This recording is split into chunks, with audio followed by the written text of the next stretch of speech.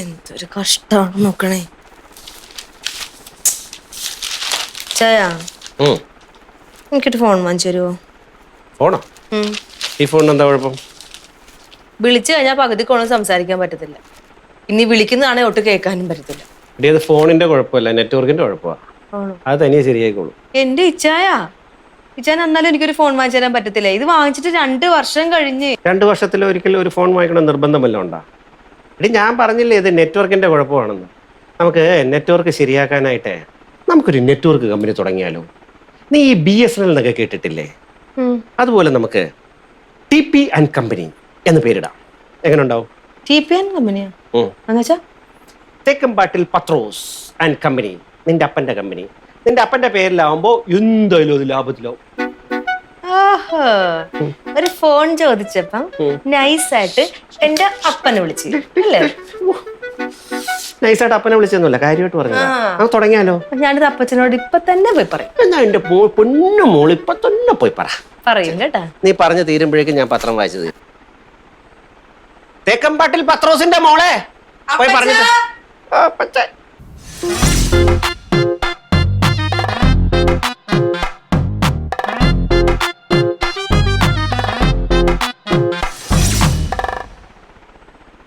TP and കമ്പനിയുടെ MD വിളിച്ചോ? TP and company ദേഷ്യം വരുന്നുണ്ട്. അപ്പച്ചൻ ഞാൻ വിളിച്ചിട്ട് കിട്ടിയില്ല. എങ്ങനെ കിട്ടും? ഈ ഫോൺ കംപ്ലൈന്റ് അല്ലേ? എനിക്കൊരു ഫോൺ വാങ്ങിച്ചാൽ വിളിച്ചാൽ പറ്റുമോ? എടി ഇതൊരു യന്ത്രമാണ്, യന്ത്രത്തിന് കംപ്ലൈന്റ് വരും. അപ്പൊ നമ്മൾ എന്താ ചെയ്യേണ്ടത്? അത് ശരിയാക്കി എടുക്കുക. അല്ലാതെ ഈ നിസാര കാര്യങ്ങൾക്കൊന്നും പുതിയത് വാങ്ങിക്കേണ്ട കാര്യമില്ല. ഇതൊരു നിസാര കംപ്ലൈന്റ് ആണ്. നിസാരോട് ആരാ പറഞ്ഞത്? നിസാരം അല്ലെന്ന് നിന്നോട് ആരാ പറഞ്ഞത്? നിൽക്കേ, ഞാൻ ഇവിടെ നിന്ന് രാവിലെ കാറിൽ ഹോസ്പിറ്റലിലേക്ക് പോകുന്നു. കാർ വഴിക്ക് വെച്ച് ബ്രേക്ക് ഡൗൺ ആവുന്നു എന്ന് വെച്ചാൽ ആ കാറ് നമ്മളെടുത്ത് കളയൂ? അത് കാറ്, ഇത് ഫോൺ.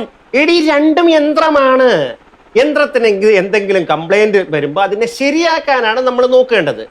എത്ര വട്ടം ശരിയാക്കിയിട്ടും അത് ശരിയാകുന്നില്ലെങ്കിൽ മാത്രമേ വേറൊന്നിനെ കുറിച്ച് ചിന്തിക്കാൻ പാടുള്ളൂ. ഇച്ചാൻ നിർത്താമോ? എനിക്കൊരു ഫോൺ വാങ്ങിച്ചു തരാൻ പറ്റുമോ? വാങ്ങിച്ചു തരാൻ പറ്റില്ല. ഇച്ചാൻ ഇത് തന്നെ പറയണോ ഇച്ചായ? ഞാനേ ഒരു എപ്പോഴും അത് വേണം ഇത് വേണോന്ന് പറഞ്ഞ ഒരാളാണോ? അല്ലല്ലോ. വല്ലപ്പോഴും ഞാൻ എന്റെ കുഞ്ഞു ആഗ്രഹങ്ങൾ ഞാൻ പറയും. അതുപോലും സാധിച്ചു തരാൻ പറ്റുന്നില്ലെങ്കിൽ ഇച്ചായൻ പിന്നെ കെട്ടിയോനാന്ന് പറഞ്ഞ് നടക്കണേ എന്തിനാ? ഞാൻ നടക്കുന്നില്ല. വേണ്ട. എന്റെ അപ്പച്ചനോട് പറഞ്ഞാലേ എനിക്ക് 1 അല്ല 100 ഫോൺ വാങ്ങിച്ചു തരും. എന്നാ പിന്നെ നീ നിന്റെ അപ്പച്ചനോട് പറ.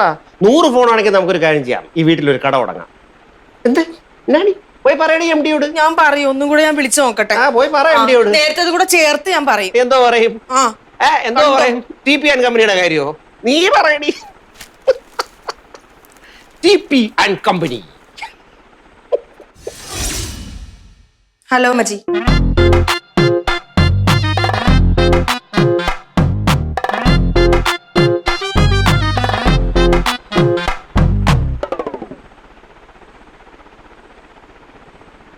റെഡിയായോ? എന്ത് 100 ഫോൺ? കളിയാക്കുവാണല്ലേ? കളിയാക്കിയൊന്നുമല്ല. നീ 100 ഫോൺ വാങ്ങിക്കാനല്ലേ പോയെ? എന്നെ ആർക്കും വേണ്ട. ഞാൻ അമ്മച്ചിയോട് പറഞ്ഞ് എനിക്കൊരു ഫോൺ വേണമെന്ന് പറഞ്ഞപ്പോ അമ്മച്ചി പറയാ ആ ഫോൺ തന്നെ ഉപയോഗിച്ചാൽ മതി, അല്ലെങ്കിൽ നീ പോയി നിന്റെ കെട്ടിയോനോട് പോയി പറയാൻ. അത് കഷ്ടമല്ലോടി. ഇങ്ങനെ ആർക്കും വേണ്ടാതെ ജീവിക്കുന്നതിന് നല്ലത് മരിക്കുന്നതാ. ഫോൺ മേടിച്ചു കൊടുക്കാത്തതിൽ മനം നൊന്ന് 10 വയസ്സുകാരി ആത്മഹത്യ ചെയ്തു. ന്യൂസ് ഉണ്ട്. മരിച്ചത് 10 വയസ്സുകാരിയാ, കൊച്ചുകുട്ടിയാ.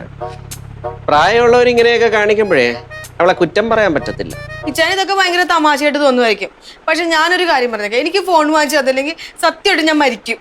എങ്ങനെ മരിക്കും നീ? പട്ടിണി കിടന്ന് മരിക്കും. പട്ടിണി കിടന്ന് മരിക്കാനോ? ഇനി പട്ടിണി കിടന്ന് മരണമെന്ന് പറയുന്നത് ഭയങ്കര ഒരു ലെങ്തി പ്രോസസ്സാ. എന്റെ ഒരു ജഡ്ജ്മെന്റിൽ ഇത്രയും ആരോഗ്യമുള്ള ഒരു സ്ത്രീ മരിക്കാനായിട്ട് 1 മാസമെങ്കിലും എടുക്കും. 1 മാസമല്ല 1 വർഷം എടുത്താലും എനിക്കൊരു ഫോൺ വാങ്ങിച്ചു തരുന്നവരെ ഞാൻ ഈ വീട്ടിൽ നിന്ന് പച്ചവെള്ളം കുടിക്കൂല. സത്യം. നീ വേറെ എന്ത് പറഞ്ഞാലും ഞാൻ വിശ്വസിക്കും, പക്ഷെ ഇത് ഞാൻ വിശ്വസിക്കത്തില്ല. ഞാൻ അങ്ങോട്ടും ഇങ്ങോട്ടും മാറുമ്പോൾ നീ എന്തെങ്കിലും എടുത്ത് കഴിക്കും. ഞാൻ ഹോസ്പിറ്റലിൽ പോയി തിരിച്ചു വരുന്നതിന് തൊട്ട് മുമ്പ് നീ വയറ് നിറച്ച് കഴിച്ചിട്ട് കഴിക്കാത്ത പോലെ ഇരിക്കും. അപ്പൊ ഞാനോട്ട് കാണുന്നില്ല, നീയോട്ട് ആഹാരം കഴിച്ചിട്ടുമുണ്ട്. അങ്ങനെ കള്ളത്തരം പറയേണ്ട ആവശ്യമൊന്നും എനിക്കില്ല കേട്ടാ. ഇച്ചാനെ വിശ്വാസം വരാൻ വേണ്ടേ ഇന്ന് തൊട്ട് ഞാൻ ഇവിടെ ഒന്നും ഉണ്ടാക്കുന്നില്ല. അങ്ങനെ തന്നെ. ചേച്ചി ചാരു വിളിക്കുന്നു. നീ പോയി എന്തെങ്കിലും ഉണ്ടാക്കുന്നില്ലെന്ന് പറഞ്ഞാൽ ഉണ്ടാക്കുന്നില്ല. എന്നാടി ഇത്?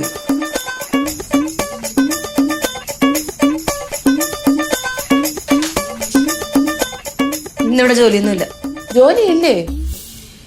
ഇന്നിവിടെ ഒന്നും വെച്ചുണ്ടാക്കുന്നില്ല. വെച്ചുണ്ടാക്കിയാലല്ലേ എന്തെങ്കിലും ജോലി ഉണ്ടാവുള്ളൂ. നീ പൊക്കോ. അതെന്താ ചേച്ചി? ഞാൻ പട്ടിണി കിടന്ന് മരിക്കാൻ തീരുമാനിച്ചു. അത് തന്നെ കാര്യം. ചേച്ചി എന്തോന്ന് പറയണ? കാര്യം പറ. ഒരു ഭാര്യയുടെ നിസ്സാര ഒരു ആഗ്രഹം പോലും സാധിച്ചു തരാത്ത ഒരു ഭർത്താവിൻ്റെ കൂടെ ജീവിക്കുന്നതിലും ഭേദം മരിക്കുന്നതാണ്. അയ്യോ, എനിക്കൊന്നും മനസ്സിലായില്ല. എന്തുവാ കാര്യം? ചാരു, ഈ ഫോൺ കണ്ട? ഈ ഫോൺ വാങ്ങിച്ചിട്ടേ എത്ര വർഷമായെന്നറിയോ? 2 വർഷമായി. 2 വർഷത്തിൽ കൂടുതൽ ആരെങ്കിലും ഒരു ഫോൺ ഉപയോഗിക്കുവോ? ഇല്ല. ഞാനൊരു ഫോൺ വാങ്ങിച്ചു തരാണ്ട് ഇച്ചാൻ്റെ അടുത്ത് പറഞ്ഞപ്പോ ഇച്ചാൻ പറയാ എന്റെ കയ്യിൽ പൈസ ഇല്ലെന്ന്. അതിന് ഒരു ഫോൺ വാങ്ങിക്കാൻ ഇത്ര പൈസ ഒന്നും ഇല്ലല്ലോ. ഇല്ല. നിസ്സാര എന്റെ ഈ ഒരു ആഗ്രഹം പോലും സാധിച്ചു തരാത്ത ആളുടെ കൂടെ ഞാൻ എന്തിനാ ജീവിക്കുന്നത്? അതുകൊണ്ട് ഞാൻ പറഞ്ഞു ഞാൻ ഇനി ഇവിടുന്ന് പച്ചവെള്ളം കഴിക്കത്തില്ല എന്ന്. അപ്പൊ പറയാ ഞാൻ ഹോസ്പിറ്റലിൽ പോയി കഴിയുമ്പോഴത്തേക്ക് നിനക്ക് ഫുഡ് കഴിക്കാനുള്ള പരിപാടിയല്ലേ എന്ന്. കണ്ടാ കുനിഷ്ട ബുദ്ധി കണ്ടാ? ഇവിടെ എന്തെങ്കിലും ഉണ്ടാക്കിയാലല്ലേ വെച്ച് കഴിക്കത്തുള്ളൂ. അപ്പൊ ഞാൻ തീരുമാനിച്ചു ഇന്നും തൊട്ട് ഇവിടുന്ന് ഒന്നും വെക്കുന്നില്ല എന്ന്. ചേച്ചി സീരിയസ് ആയിട്ടാണോ പറയണ? ഈ പത്രോസിന്റെ മോൾ ആലീസ് ഒരു കാര്യം പറഞ്ഞ കാര്യമാണ്. ഇന്ന് ഇവിടെ ഒന്നും ഉണ്ടാക്കുന്നില്ല. നീ പൊക്കോ. നീ എന്തോ ഈ കണ്ണും പിടിച്ച് നോക്കുന്നത്? നീ പൊക്കോളാൻ ഞാൻ പറഞ്ഞില്ലേ. ഞാൻ ഒന്നും കഴിക്കുന്നില്ല. പച്ചവെള്ളം കുടിക്കും ഞാൻ. എവിടെ വെള്ളം? പൊക്കോളാൻ.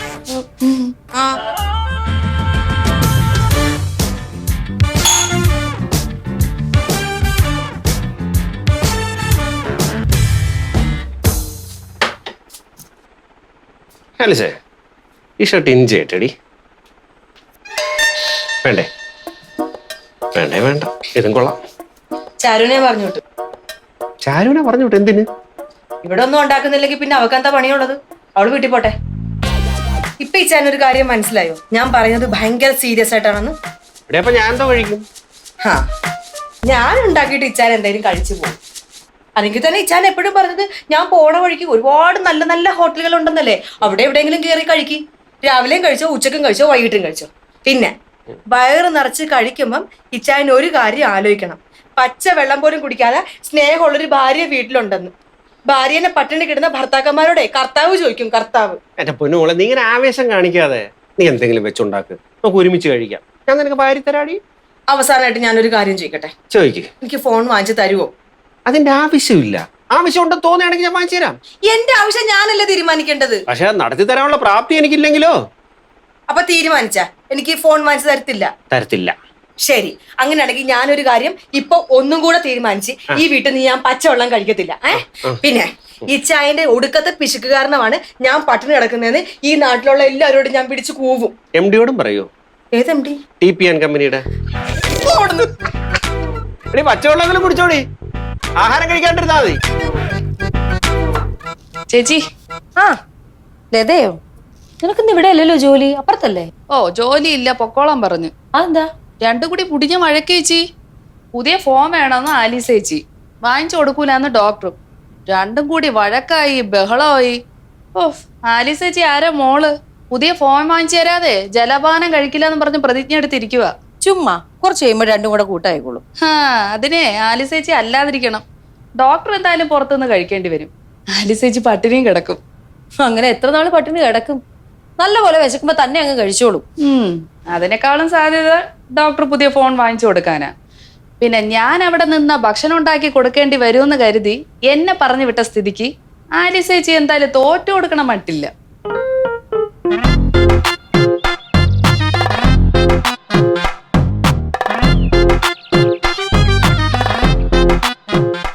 ആലീസേ, നിരാഹാര സമരത്തിലാണല്ലേ? ചാരുലത കാര്യങ്ങളൊക്കെ പറഞ്ഞു.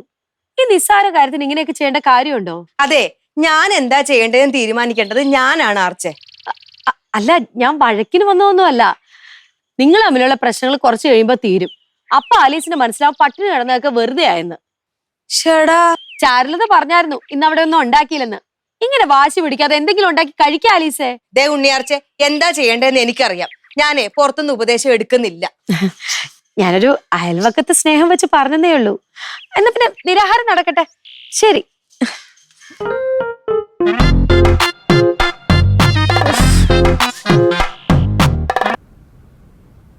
ലതേ, നീ ഇതുകൊണ്ട് ആലീസിന് കൊടുക്ക്. ബസ്സിനിരിക്കായിരിക്കും. എന്റെ പൊന്നി ചേച്ചി, ഇതും കൊണ്ട് ചെന്നാലേ ആലീസ് ചേച്ചി എന്നെ ചീത്ത വിളിക്കും.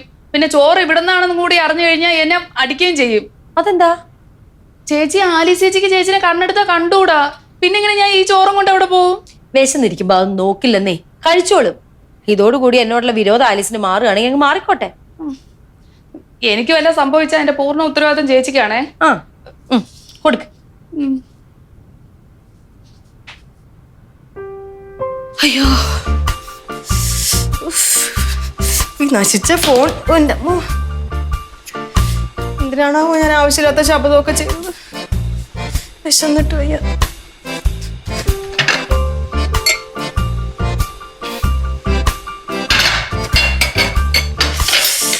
ഓ, വയറ് കത്താണ് ദൈവമേ. ഈശ്വരാ.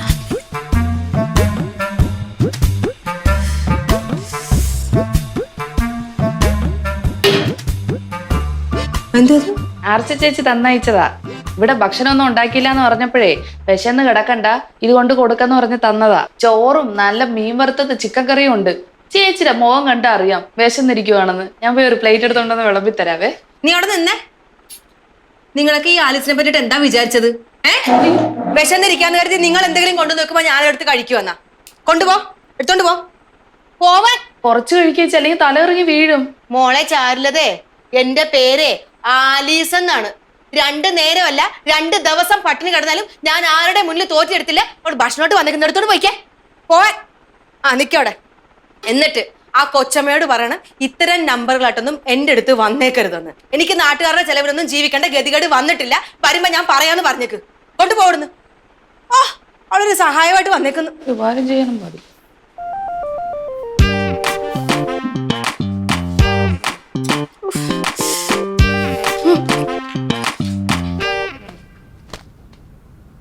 എന്തായി? എന്താവൻ? ആലിസ് ചേച്ചി വേണ്ടാന്ന് പറഞ്ഞു. നീ നിർബന്ധിച്ചില്ലേ? നിർബന്ധിച്ച്. ഇനി നിർബന്ധിച്ചിരുന്നെങ്കിലേ ഇതെടുത്ത് എന്റെ തലയിൽ കൂടി ഒഴിച്ചു തന്നെ. ഞാൻ പറഞ്ഞില്ല ആ ചേച്ചി വല്ലാത്തൊരു ടൈപ്പാണെന്ന്. ഒരു കാര്യം തീരുമാനിച്ച അവര് തീരുമാനിച്ചേ തന്നെ. അലീസേ, അലീസേ, അലീസേ, സത്യം പറഞ്ഞ ഞാനോടത്ത് വിളിച്ചിട്ട് കേൾക്കാതെ വന്നപ്പോ ഞാനോടത്ത് കിടന്ന് ഉറങ്ങുമായിരിക്കും ഓർത്ത്. എന്താ കാര്യം? ഇത് പിടിച്ചേ. എന്തോ ഇത്? അലീസ് എപ്പോഴും പറയത്തില്ല ആലീസിന് ഈ ബീഫ് ഭയങ്കര ഇഷ്ടമാണ്. ഈ കാര്യം ഞാൻ ഞങ്ങളുടെ അമ്മയോട് എന്ന് പറഞ്ഞു. അമ്മ രാവിലെ ഇച്ചിരി ബീഫ് കറി ഉണ്ടാക്കിയപ്പോൾ എന്നോട് പറഞ്ഞു ഒരു കാര്യം ചെയ്ത് നേരെ ഡോക്ടറെ വീട്ടിൽ കൊണ്ട് കൊടുക്കാൻ വേണ്ടി പറഞ്ഞു. ഏതായാലും ബീഫുമായിട്ട് വരുമല്ലേ എന്ന് ഓർത്ത് ഞാൻ പിന്നെ 2 ചപ്പാത്തി കൂടെ അങ്ങ് മേടിച്ചു. ഇപ്പൊ വൈകിട്ട് താക്കി അത്താഴം വെക്കേണ്ട ആവശ്യം വരത്തില്ലോ. ഇത് പിടിച്ചങ്ങോട്ട്. അല്ല, ഇത് ഇന്ന് മാത്രമേ ഉള്ളൂ അതോ എല്ലാ ദിവസവും ഉണ്ടാവുമോ? അതിനെ ആലീസ് അങ്ങനെ ചോദിച്ചേ. എന്റെ പവിത്ര, ഈ നാട്ടുകാരുടെ ചെലവിലൊന്നും ജീവിക്കേണ്ട ഗതികേട്ടിൽ ഞങ്ങളായിട്ടില്ല. ആകുമ്പോ പറയാം. ഇപ്പൊ ഇത് വന്ന പോലെ തന്നെ അങ്ങോട്ട് കൊണ്ടുപോയിക്കോ. ഞങ്ങളുടെ അമ്മ എന്നെ വിചാരിക്കുന്നത്? പവിത്രന്റെ അമ്മ എന്ത് വിചാരിക്കുന്നുള്ളത് അത് എന്റെ പ്രശ്നമാണോ? ഇതിപ്പോ വന്നതുപോലെ തന്നെ കൊണ്ടുപോയിക്കണം. ദേ, പിന്നൊരു കാര്യം, ഇങ്ങനെയുള്ള സഹായങ്ങളുമായിട്ട് ഇങ്ങോട്ട് വരാൻ നിൽക്കണ്ട. വന്ന എന്റെ സ്വഭാവം മാറും, പറഞ്ഞേക്കാം. ഇതിന് മാത്രം ചൂടാവേണ്ട കാര്യമൊന്നുമില്ല. ആഹാ, ഇത് എന്റെ വീടാണ്. ഞാൻ എങ്ങനെ പെരുമാറണമെന്നുള്ളത് എന്റെ ഇഷ്ടമാണ്. പവിത്രം ചെല്ലാൻ നോക്ക്, ചെല്ല്. എന്ത് കഷ്ടമാണെന്ന് ആലോചിച്ചു. എന്നെ പറഞ്ഞാ മതി. വലിയ സ്നേഹപ്രകടനമായിട്ട് വന്നേക്കുന്നു ബീഫും കൊണ്ട്.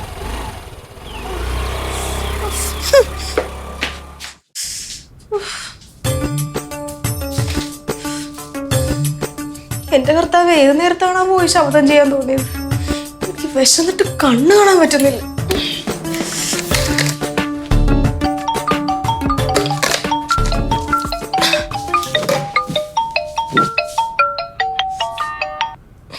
ഹലോ, എന്താ മച്ചി? ഇല്ല, ഞാനൊന്നും കഴിച്ചില്ല. അമ്മച്ചിക്ക് എന്റെ സ്വഭാവം അറിയാലോ. വെറുതെ എന്നെ സോപ്പിടാൻ നിൽക്കല്ലേ. ഞാൻ പട്ടിണി കിടന്ന് ചത്തോളാം. നിങ്ങൾക്ക് ആർക്കും എന്റെ കാര്യത്തിൽ ഒരു ഉത്തരവാദിത്വം ഇല്ലല്ലോ. ഇപ്പൊ കേക്കാം. ഇപ്പൊ കേക്കാലോ. ശരി, ഞാൻ പിന്നെ വിളിക്കാം. ഇപ്പൊ നല്ലതുപോലെ കേക്കായിരുന്നു. അത് ഫോണിന്റെ കുഴപ്പമില്ല, നെറ്റ്വർക്കിന്റെ കുഴപ്പമാണ്. അത് തനിയെ ശരിയായിക്കോളും. എന്നാലും സാരമില്ല. ഈ ചേട്ടൻ ഫോൺ വാങ്ങിച്ച് തരുന്നവരെ ഞാൻ ഈ ഒരു കോംപ്രമൈസിനും തയ്യാറില്ല. ആലിസേ,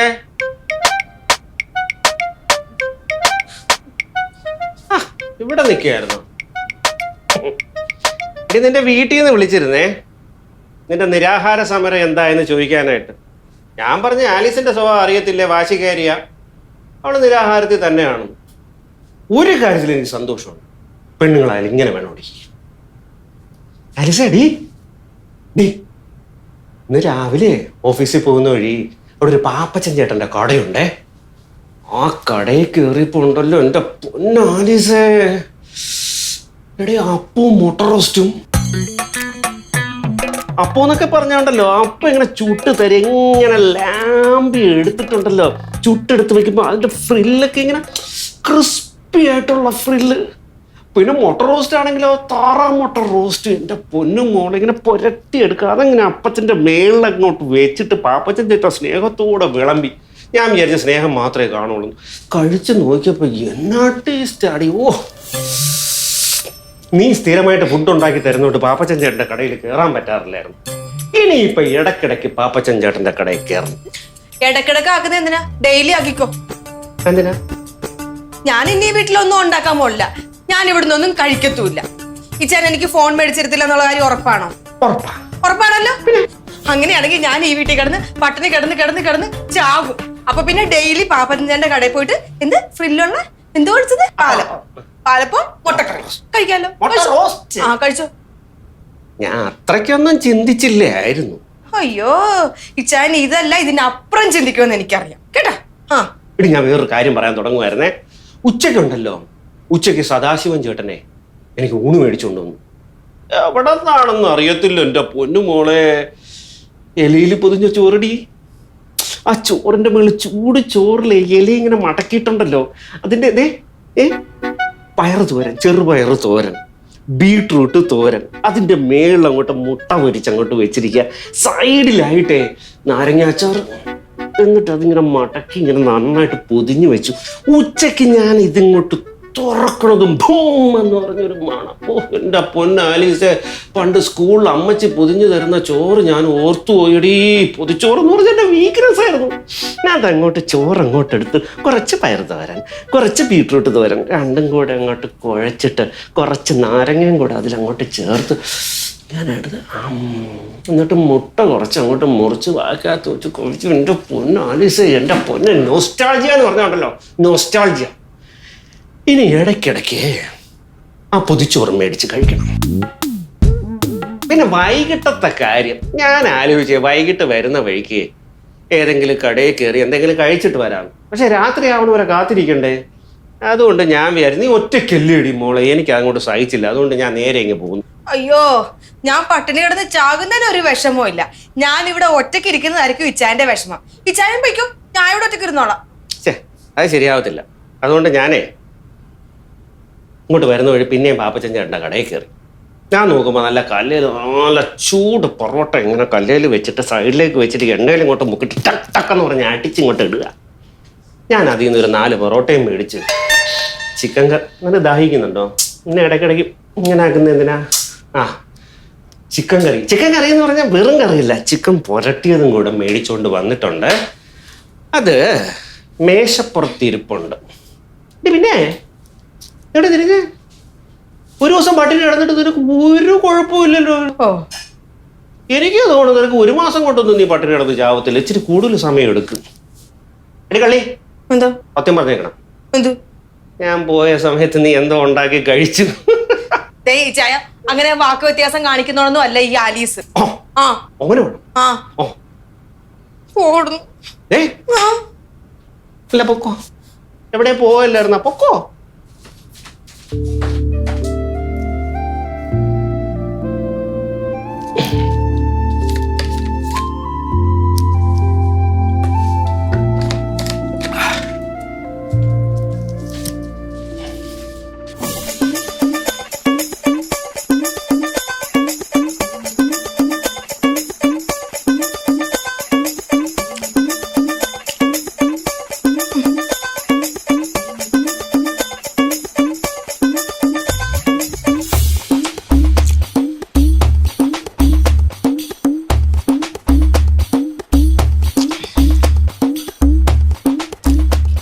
ആലിസേ, ആലിസേ,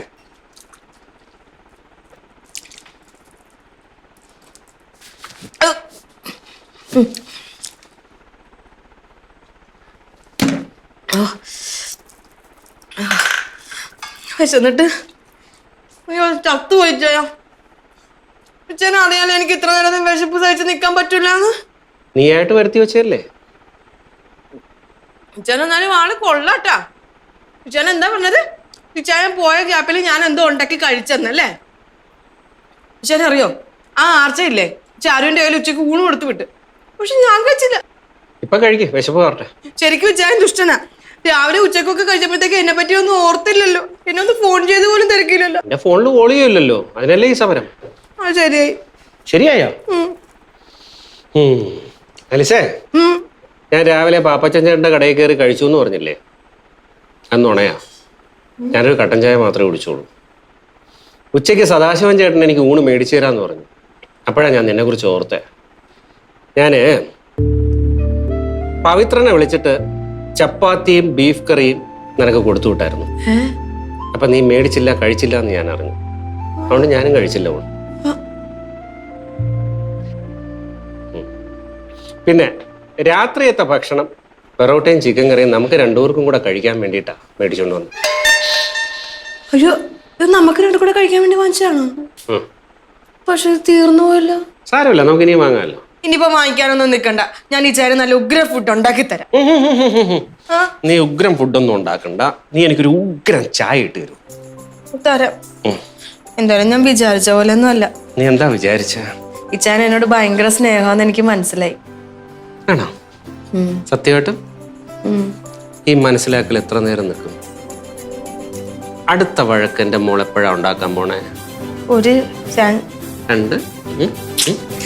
ഈ ചായ സ്നേഹമുള്ളിടത്തല്ലേ വഴക്കുള്ളൂ. ആണോടി?